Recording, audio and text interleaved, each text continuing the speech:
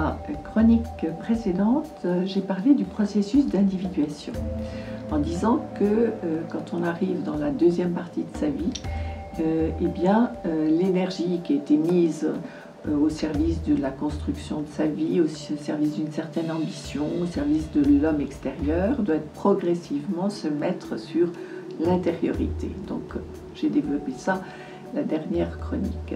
Ça veut dire en fait qu'il y a un sens spirituel à l'avancée en âge, et que si on a cette chance aussi d'être en vie dans, je dirais, à 70, 80 ans, c'est qu'il y a un sens.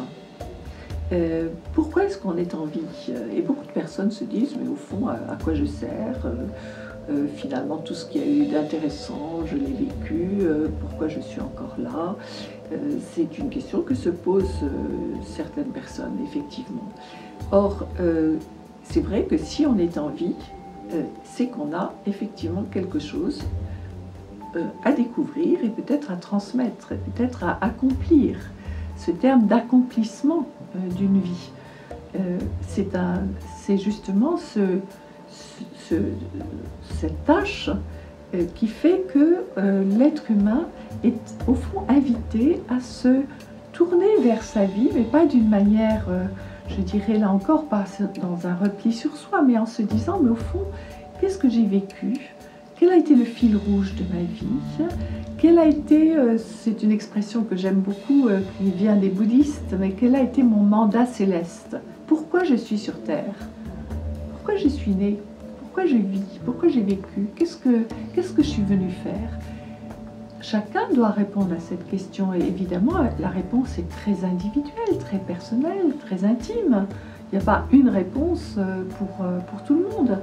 Et donc c'est ce questionnement qui peut donner du sens, justement. Quel est mon mandat céleste?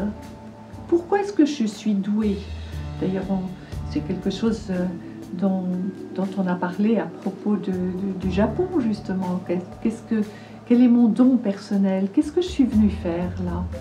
Eh bien, une fois que l'on a, peut-être on tient un petit bout du fil, on peut essayer de le dérouler, de se dire, mais oui, au fond, dans ma vie, de revoir sa vie, de revoir les épreuves de sa vie, de revoir les étapes de sa vie, les succès, les réussites, les échecs. Enfin, on tire le fil et on se dit, ben oui, tout ça, ça a du sens. Si telle chose m'est arrivée, ben, c'est peut-être ça qui m'a permis de faire autre chose après. Si ce que j'ai vécu comme un échec, eh bien finalement, est-ce que c'est pas à cause de ça que je suis devenue ce que je suis devenue ensuite? Est-ce que la personne que je suis aujourd'hui n'est pas le fruit justement de toutes ces expériences? Et c'est ça, dérouler le fil rouge de sa vie. C'est une tâche que l'on doit faire absolument dans cette période de la deuxième partie de la vie.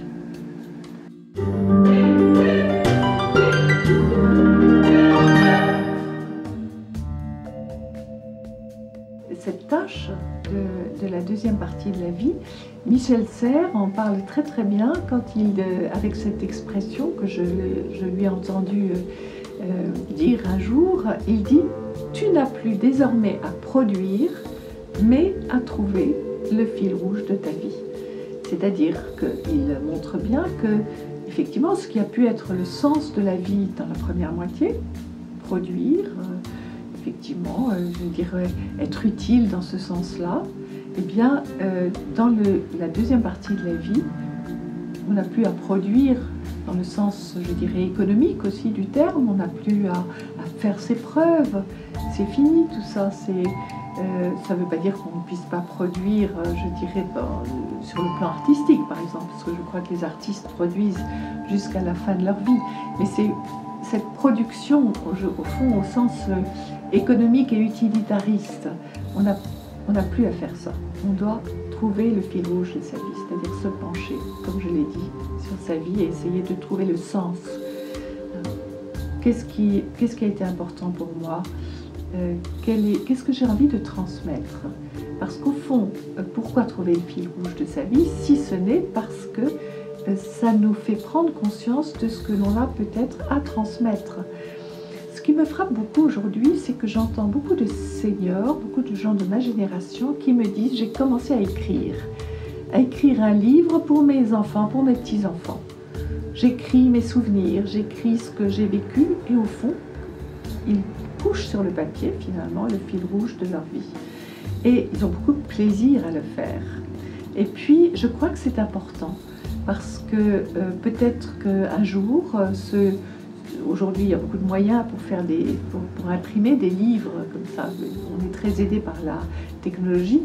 Eh bien, peut-être qu'un jour, ces enfants vont ouvrir le livre et découvrir ce qu'a été la vie de leur père, de leur mère et les petits-enfants aussi. Donc, ça, c'est une tâche vraiment essentielle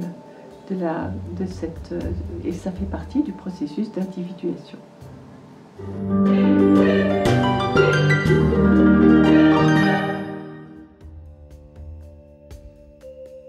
Trouver le fil rouge de sa vie, c'est une activité spirituelle. Encore une fois, quand j'emploie le mot de spirituel, je ne veux pas dire religieux.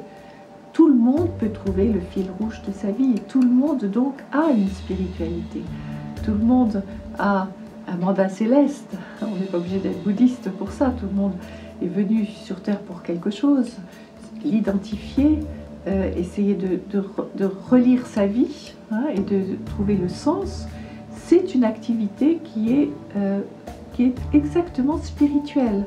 Et j'aime bien insister là-dessus parce que trop souvent, aujourd'hui, quand on emploie le mot de spiritualité, on voit tout de suite religion. Non, tout le monde, y compris les athées, y compris les agnostiques, tout le monde a une spiritualité justement parce que tout le monde a vécu et tout le monde a des valeurs, tout le monde sent que tout ce par quoi il est passé eh bien, a contribué à la personne que l'on est, à l'âge que l'on a au moment où on se penche sur sa vie et que tout le monde a à transmettre.